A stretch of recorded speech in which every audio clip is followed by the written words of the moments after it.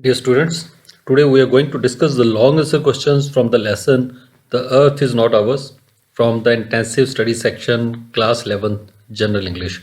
Let's begin.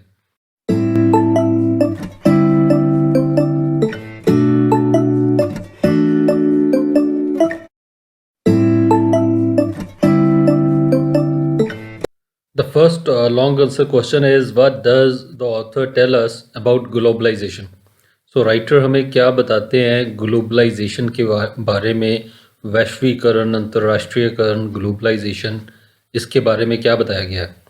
तो यहाँ पे यदि आप देखो तो स्मॉल लेटर्स में लिखा हुआ 1 to 4, इट मीन्स कि जो शॉर्ट आंसर क्वेश्चन हमने किए थे 1 से लेके 4 तक, सो पहले 4 शॉर्ट आंसर क्वेश्चन को मिला के हम ये आंसर लिख रहे हैं। तो आपने ऑलरेडी यदि वो लिखे हुए हैं तो जस्ट वही सेम यहाँ पे हम लिखेंगे।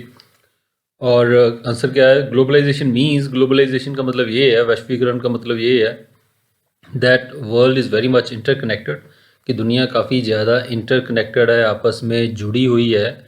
The people across the different countries, और जो लोग हैं अलग अलग देशों में इंटरेक्ट, कम्युनिकेट एंड ट्रेड, वो इंटरेक्ट करते हैं एक दूसरे के साथ, उनका लेन देन है, मेल जोल है, कम्युनिकेट करते हैं, वो आपस में बातचीत होती है, एंड ट्रेड होता है, व्यापार होता है आपस में मोर फ्रीली, ज़्यादा खुलेपन से, उन्मुक्तता से, आज़ादी से, विदाउट मच रिस्ट्रिक्शंस, बिना ज़्यादा रिस्ट्रिक्शंस के, ज़्यादा अड़चनों के या ज़्यादा पाबंदियों के बिना, ये सारी चीज़ें होती हैं। Globalization has led to rapid movement, और ग्लोबलाइजेशन ने एक रैपिड मूवमेंट की ओर वो ले गई है हमें, तेज़ी से, तेज़ गति से ये चीज़ें मूव करती हैं, हिलती हैं। क्या चीज़ें मूव होती हैं? Of crime, narcotics, terrorism, disease and weapons. So ये सब जो चीज़ें हैं, क्राइम, जुर्म, नैरकोटिक्स मतलब ड्रग्स, नशे, टेररिज्म आतंकवाद, डिजीज़ बीमारी, एंड वेपन्स हथियार, ये सब जो चीज़ें हैं एक देश से दूसरे देश बड़ी तेज़ी से ट्रैवल करती हैं, आसानी से ग्लोबलाइजेशन की वजह से इनको लेके जाया जा सकता है। पीपल फील थ्रेटन्ड, और लोग थ्रेटन महसूस करते हैं, डरा महसूस करते हैं, ख़तरे में महसूस करते हैं, बाय इवेंट्स फॉर अवे, उन इवेंट से, घटनाओं से जो कि काफ़ी दूर होती हैं। दूसरे देश में कोई घटना हो तो कोई और देश जो है वो प्रभावित होता है, भयभीत होता है। The benefits of globalization are, और बेनिफिट्स क्या हैं ग्लोबलाइजेशन के? फास्टर ग्रोथ, ज़्यादा तेज़ी से ग्रोथ हो रही है, प्रगति हो रही है। हायर लिविंग स्टैंडर्ड, जीवन शैली ऊंची हो रही है, ज़्यादा अच्छे ढंग से लोग जी पा रहे हैं। एंड न्यू अपॉर्चुनिटीज़, और नए मौके मिल रहे हैं फॉर द पीपल, लोगों के लिए। एंड बेटर अंडरस्टैंडिंग, और बेहतर समझ हो रही है बिटवीन नेशंस, नेशंस के बीच में, राष्ट्र, देशों के बीच में। But the challenge of our times is, लेकिन जो चैलेंज है, जो चुनौती है हमारे इस समय की, is to make globalization mean more, वो यही है कि ग्लोबलाइजेशन का ज़्यादा बड़ा अर्थ हो देन बिगर मार्केट्स, बिगर मार्केट से, बड़े बाज़ार से ज़्यादा सार्थकता होनी चाहिए ग्लोबलाइजेशन की। We must utilize globalization for better governance across the world, और हमें ग्लोबलाइजेशन का, वैश्वीकरण का इस्तेमाल करना चाहिए बेटर गवर्नेंस के लिए, ज़्यादा अच्छे प्रशासन के लिए पूरी दुनिया में। सो बिल्कुल एग्जैक्टली वही 4 क्वेश्चन हमने लिखे हैं। सो पहले 4 शॉर्ट क्वेश्चन में फर्स्ट क्वेश्चन था ग्लोबलाइजेशन की डेफिनेशन, जो पहली लाइन में लिखी है। उसके बाद सेकंड शॉर्ट क्वेश्चन था कि उसकी थ्रेट्स क्या हैं, उससे खतरे क्या हैं। तो उसके बाद ये हमने खतरे वाला सारा आंसर लिखा, crime, narcotics, terrorism, disease, weapons. और उसके बाद उसमें था कि उसके बेनिफिट्स क्या हैं, तो बेनिफिट्स भी हमने लिखे कि faster growth, higher living standards, new opportunities, ये तीसरा शॉर्ट क्वेश्चन था। और फोर्थ क्वेश्चन था कि ग्लोबलाइजेशन का चैलेंज क्या है, तो चैलेंज भी हमने यहाँ पे लिखा कि बिगर मार्केट से बढ़ के होना चाहिए।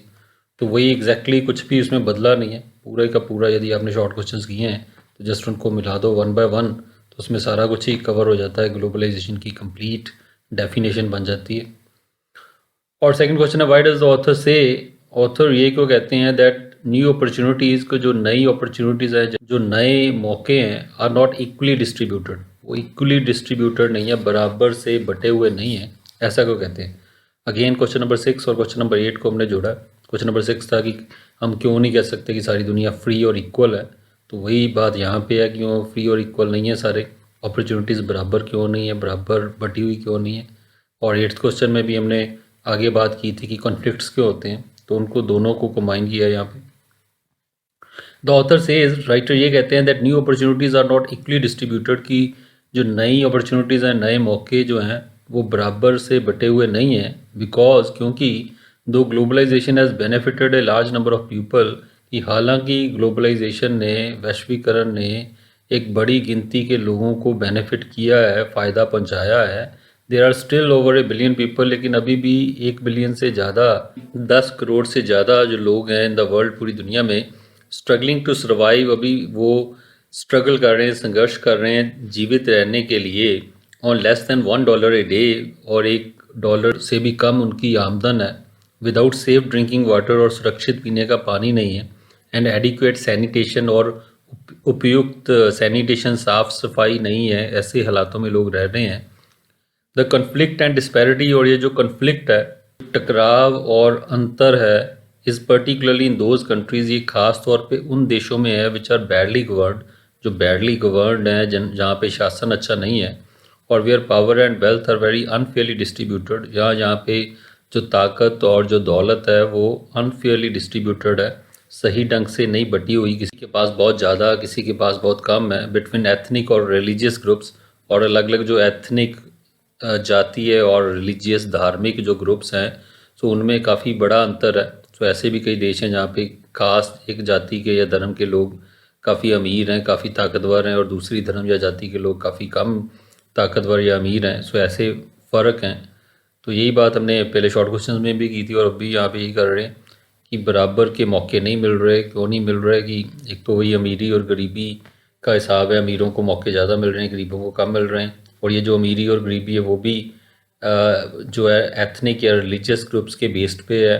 कोई ख़ास धर्म या जाति के लोग काफ़ी पावरफुल और वेल्दी हैं, और दूसरी धर्म या जाति के लोग जो हैं कई कम पावरफुल और वेल्दी हैं। तो ऐसे अंतर हैं, ऐसे फ़र्क हैं, जहाँ पे जो गवर्नमेंट है, सरकार है, वो प्रॉपर वर्क नहीं कर रही जिन देशों में। तो यही बात को हमने डिस्कस किया है इसमें। नेक्स्ट क्वेश्चन है, how does the author explain, writer कैसे एक्सप्लेन करते हैं each of the fundamental freedoms. So हर एक जो फंडामेंटल फ्रीडम्स हैं, जो मूलभूत बेसिक आज़ादियाँ हैं, किन आज़ादियों की बात की है। और ये 5, 10 और 11, ये 3 शॉर्ट क्वेश्चंस में से हमने आंसर मिलाया है, लिया है यहाँ से। और 3 आज़ादियाँ कौन सी हैं? द फंडामेंटल फ्रीडम्स, जो फंडामेंटल बेसिक मूलभूत आज़ादियाँ द ऑथर टॉक्स अबाउट, जिसके बारे में राइटर बात कर रहे हैं, are freedom from want. So वो हैं, पहली है फ्रीडम फ्रॉम वांट, मतलब फ्रीडम फ्रॉम पॉवर्टी, गरीबी से आज़ादी, फ्रीडम फ्रॉम फियर, डर से आज़ादी, and freedom of future generations, और आने वाली जनरेशंस, आने वाली पीढ़ियों की आज़ादी, to sustain their lives on this planet, कि वो अपनी लाइव्स, अपनी ज़िंदगी को सस्टेन कर सकें, चला सकें इस प्लेनेट पे, इस धरती पे वो जी सकें, ये आज़ादी। सो 3 तरह की आज़ादियों की बात हुई है, गरीबी से आज़ादी, डर से आज़ादी, और आने वाले लोगों की, आने वाली जनरेशंस की जीने की आज़ादी। The freedom from want means, और ये जो फ्रीडम फ्रॉम वांट का मतलब यही है, जो गरीबी से आज़ादी का मतलब मीन्स इरेडिकेटिंग पॉवर्टी, कि पॉवर्टी को, गरीबी को इरेडिकेट करना, ख़त्म करना, जड़ से उखाड़ना, एंड हंगर, और हंगर को भी, भूख को हटाना फ्रॉम द वर्ल्ड, इस दुनिया से। फ्रीडम फ्रॉम फियर, और ये जो फ्रीडम फ्रॉम फियर है, डर से आज़ादी, pertains to putting an end, तो उसका इशारा इसकी ओर है कि एंड कर दिया जाए to conflicts and internal wars, कि जो कन्फ्लिक्ट्स हो रहे हैं, संघर्ष हो रहे हैं, और इंटरनल वॉर्स, गृह युद्ध हो रहे हैं, अंदरूनी लड़ाइयाँ हो रही हैं धर्म जाति के नाम पे देशों के अंदर, तो इन चीज़ों को ख़त्म किया जाए, ये जो डर है लोगों के मन में, ये ख़त्म हो। द थर्ड फ्रीडम, और जो तीसरी आज़ादी है, is related to sustenance of future lifes, और ये है कि जो फ्यूचर लाइफ्स हैं, आने वाली ज़िंदगियाँ हैं, आने वाली हमारी जो पीढ़ियाँ हैं, जनरेशन्स हैं, तो उनकी सस्टेनेंस की, वो चल सके उनकी ज़िंदगी ऑन द अर्थ, इस धरती पे, विच इज़ थ्रेटन्ड बाय, और ये जो आज़ादी है वो थ्रेटन्ड है, वो खतरे में है, बाय आवर अनसस्टेनेबल प्रैक्टिसेस, हमारी जो अनसस्टेनेबल, ना चल पाने वाली जो प्रथाएं हैं, जो चाल चलन है, तौर तरीके हैं, of over using and wasting non renewable resources. और कौन सी प्रैक्टिसेस है, बुरी प्रैक्टिसेस जो हमारी हैं, बुरे तौर तरीके हैं, कि ओवर यूजिंग, ज़रूरत से ज़्यादा इस्तेमाल करना, और वेस्टिंग, ख़राब करना, वेस्ट करना नॉन रिन्यूएबल रिसोर्सेज को। तो ऐसे रिसोर्सेज, ऐसे संसाधन जो कि रिन्यूएबल नहीं है, जिनका नवीकरण नहीं हो सकता, दोबारा एक बार ख़त्म हो गए तो दोबारा नहीं आ सकते, ऐसे संसाधन हम वेस्ट कर रहे हैं, ज़रूरत से ज़्यादा फालतू इस्तेमाल कर रहे हैं। तो जैसे कि पानी हो गया, वाटर हो गया, कोल हो गया, ऑयल, पेट्रोल हो गया, ये सब चीज़ें जो एक बार ख़त्म हो गई तो दोबारा आएंगी नहीं। तो हम उनको लूट रहे हैं, उनको ख़राब कर रहे हैं, ख़त्म कर रहे हैं, वेस्ट कर रहे हैं। आने वाले लोग, आने वाली जनरेशन्स के लिए वो बचेंगी नहीं। तो ये 3 तरह की आज़ादियों की बात की गई है कि तीनों आज़ादी होनी चाहिए। गरीबी से आज़ादी, डर से आज़ादी और आने वाली जनरेशन्स की इस धरती पे ज़िंदगी चला पाने की आज़ादी। नेक्स्ट 2 क्वेश्चंस हैं जिनका हम कंबाइंड आंसर लिख रहे हैं। Fourth question, explain the significance of the title of the lesson the earth is not hours. ये जो टाइटल है लेसन का, शीर्षक है the earth is not hours, धरती हमारी नहीं है, इसकी सिग्निफिकेंस, इसकी महत्वता को एक्सप्लेन करो कि क्यों ये सही टाइटल है इस लेसन का। और फिफ्थ क्वेश्चन है, write a paragraph on man and his environment.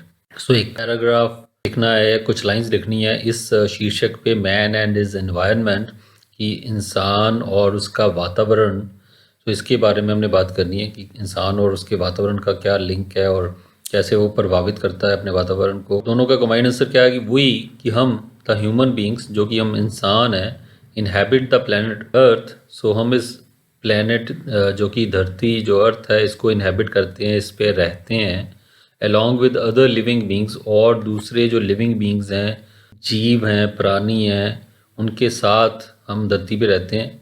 Our grid, जो हमारी ग्रीड है, हमारा जो लालच है, is causing a lot of harm, वो बहुत हार्म कर रहा है, नुकसान पहुंचा रहा है टू द एनवायरनमेंट, एनवायरनमेंट को, वातावरण को।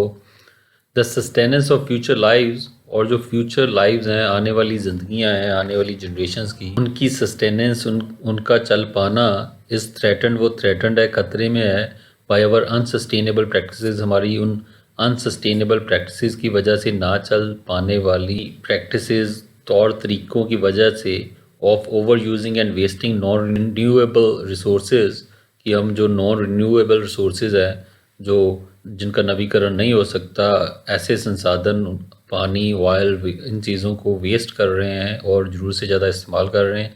सो इसकी वजह से आने वाली फ्यूचर लाइफ्स खतरे में। सो एग्जैक्टली अभी पिछले क्वेश्चन में हम ये करके हटे हैं, सेम लाइंस 11th और 12th शॉर्ट आंसर क्वेश्चन को यहाँ पे लिख रहे हैं। सो ये 11th क्वेश्चन में ये सारी बातें की थी हमने। और आगे हमने क्या लिखा कि as the title of the lesson suggest, जैसा कि इस लेसन का टाइटल सुजेस्ट करता है, इशारा करता है, बताता है, the earth is not hours, कि जो धरती है वो हमारी नहीं है। तो असल में ये बात सही है कि धरती हमारी नहीं है। We are only her stewards, हम तो सिर्फ उसके स्टीवर्ड्स हैं, सिर्फ उसके मैनेजर्स हैं, प्रबंधक हैं, और गार्डियंस या गार्डियंस हैं, संरक्षक हैं। सो हमारा सिर्फ फ़र्ज़ इसकी देखभाल करना है, हम मालिक नहीं है धरती के।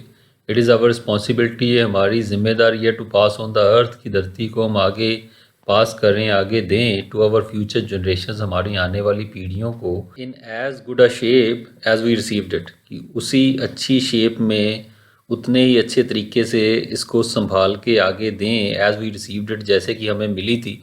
तो कोई अमानत जैसे हमें मिलती है, हम उसके मालिक नहीं है, सिर्फ कुछ समय के लिए हमें रखने को वो दी जाती है। तो जैसे हमें जिस हालत में मिली थी, उसी हालत में अच्छे तरीके से हमें आगे उसे देना होता है, वापस करना होता है। वी शुड डिस्करेज, और हमें डिस्करेज करना चाहिए, निरुत्साहित करना चाहिए, रोकना चाहिए, pollution and over consumption of non renewable resources, pollution को रोकना चाहिए, प्रदूषण को रोकना चाहिए, एंड ओवर कंजप्शन, और जो ज़रूरत से ज़्यादा इस्तेमाल, फालतू इस्तेमाल किया जा रहा है नॉन रिन्यूएबल रिसोर्सेज का, जिनका नवीकरण नहीं हो सकता, ऐसे संसाधनों का हम जो इस्तेमाल कर रहे हैं उसको ठीक ढंग से करना चाहिए। And encourage environment friendly practices, और हमें जो एनवायरनमेंट फ्रेंडली, वातावरण के अनुकूल जो प्रैक्टिसेस हैं, तौर तरीके हैं, उनको बढ़ावा देना चाहिए। तो ये हमारा फ़र्ज़ बनता है। तो यही बात है उसमें कि जो टाइटल है अर्थ इज़ नॉट आवर्स, उसकी हमने बात की कि धरती हमारी नहीं है, हम सिर्फ स्टीवर्ड्स हैं, मैनेजर्स हैं, और यहाँ पे हम अकेले ही नहीं रहते, हमारे साथ और भी लिविंग बींग्स रहते हैं। तो हम कोई अकेले मालिक नहीं है। यही बातों का हम ख्याल रखेंगे। इंसान अपने इन्वायरमेंट के साथ अच्छा संबंध बना के रखेगा, इन्वायरमेंट फ्रेंडली प्रैक्टिसेस रखेगा, तो तभी जो है वो काम चल पाएगा। तो काफ़ी इजी क्वेश्चंस थे, टोटल 5 लॉन्ग क्वेश्चंस थे, और सारे के सारे क्वेश्चंस हमने 90% शॉर्ट आंसर में से लिए हैं। पहले जो फर्स्ट और सेकंड क्वेश्चन वो तो पूरी तरह से word by word he short answer से लिया है, और थर्ड और फोर्थ में थोड़े से वर्ड्स, एक आध लाइन हमने एक्स्ट्रा लिखी है, बाकी जो है वो शॉर्ट क्वेश्चंस वाला पार्ट ही हमने यूज़ किया है. So it's quite easy. So I hope you will find it useful. So thank you. We'll meet once again with another video. Goodbye till then. Thank you. God bless you.